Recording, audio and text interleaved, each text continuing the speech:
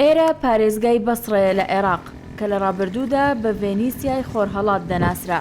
ڕۆژانێک بوو ئەم سەرچاوە ئاویانەی بەسڕە پێداویستی خەڵکی لە ئاو بۆ بەکارهێنان و خواردنەوە پڕ دەکردەوە، بەڵام ئێستا بەهۆی کەڵەکەبوونی خاشاک و پیسی و بوتڵی پلاستیکی ئاوەوە لەسەر لێواری سەرچاوە ئاویەکان ئەو ئاوە چیتر بۆ خواردنەوە و بەکارهێنان گونجاو نییە.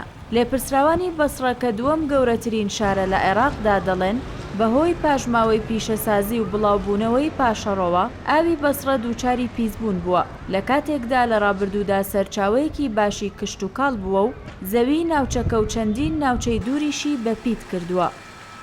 سەرباری ئەوە ئاوی بەسڕە تێکەڵ بە ئاوەڕۆ و زێرابەکان بووە و حکوومەتی ناوخۆی پارێزگاکەش دەڵێت ئاوەکە بۆ بەکارهێنان نابێت. أكدت الحكومة المحلية أن مياه شط العرب لم تعد صالحة. لێپرسراوانی ناوخۆی بەسڕە تاکیدیان کردوتەوە لەوەی ئاوی شەط العرب چیتر بۆ بەکارهێنانی مرۆیی نابێت. ئەوەش لە ئەنجامی بوونی پاشماوەی پیشەسازی و پیسی کشت و کاڵ و تێکەڵبوونی بە ئاوەڕۆ بوونی ئاوی قورسە والمياه الثقيلة. ئەمەش ڕووباری عەشارە کە لە ناوەندی شاری بەسڕەدایە بەهۆی شکانی بۆریەکانی و کەمتەرخەمی لایەنی پەیوەندیدارەوە بۆ چاککردنەوەیان ئاوی ڕووبارەکە سەوز بووە و بۆنێکی ناخۆش و دیمەنێکی ناشرینی بە ژینگەی ناوچەکە بەخشیوە لە کاتێکدا ناوچەی عەشار ناوچەیەکی گرنگی بە بازاڕکردنە و هەزاران دوکانی بازرگانی و چێشتخانە و کافتریا لەخۆ دەگرێت.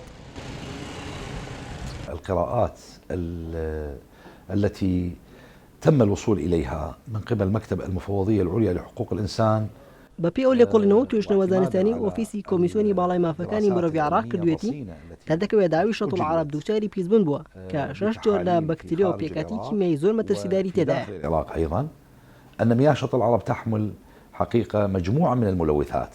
زیادبوونی ژمارەی دانیشتوانی عێراق و نەبوونی وێستگەیەک بۆ پاکردنەوەی ئاو لە پیسی و پێکهاتە مەترسیدارەکان لەسەر تەندروستی چارەسەرکردنی قەیرانی ئاوی لە بەسڕە سەخت کردووە.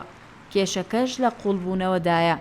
ئەگەرچی هەزاران دانیشتووی بەسڕە لە ساڵی ڕابردوودا خۆپیشاندانی فراوانیان ئەنجامدا و سەرباری بەڵێنەکانی حکوومەت بۆ چارەسەرکردنی کێشەکە، بەڵام تا ئێستا وەک خۆی ماوەتەوە و ئاسۆی چارەسەرکردنیشی دیار نییە.